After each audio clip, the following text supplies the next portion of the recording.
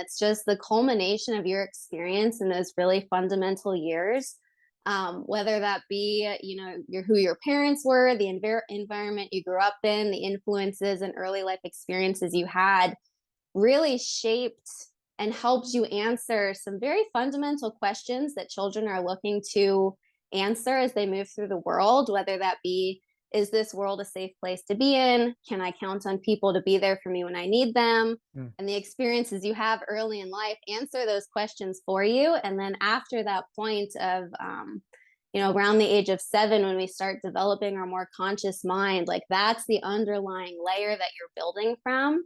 And between the ages of 0 through 7, you're not in control of any of those factors. And recognizing just how subjective all of that is, and that it's not necessarily your fault for, Mm. developing into the way that you are, but it is your responsibility as the adult, if you'd like to change, to do something about it and be able to take ownership over, okay, like I didn't get to have a say, in my early life about feeling heard or understood by people who were supposed to protect me.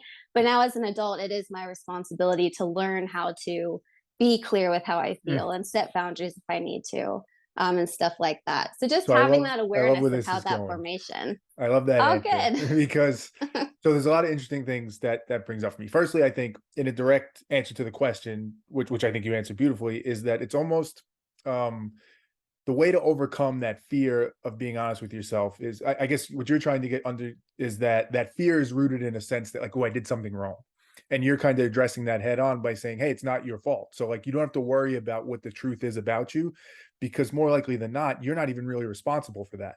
So it's only this moment forward, once you decide and determine what actually is responsible for it, now the clock starts for you to be like, okay, now you can do what you want to do with this. And I think that's super interesting because it makes a lot of logical sense. It's not just like some magical thing. It actually logically addresses the issue that stops you from being honest with yourself. So I think that's super interesting. Um, I guess, how do you think about this, right? Because there's a couple aspects of this, but here's where I'll go first. If I've had, as we all have to some extent, some conditioning, subconscious conditioning up to the age of 7 or what have you, that's caused us to view the world a certain way. And most likely, because none of us are perfect, there's flaws in that. It doesn't allow us to always think clearly and all that.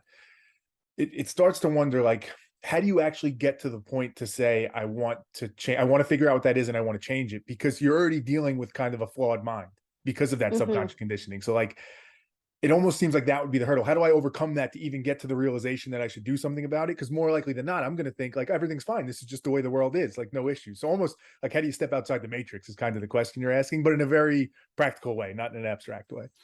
Yeah, absolutely. I think for my case and for a lot of the people who come to work with me, they reach a point of realizing like something I'm doing isn't working, Mm. and maybe not having a lot of awareness around like what am I doing that's the problem. It's just knowing like there's a part of my life, whether that be self-esteem or relationships or fulfillment career wise, like something just isn't working, everything I'm trying isn't solving this problem, and I don't know where to go from here.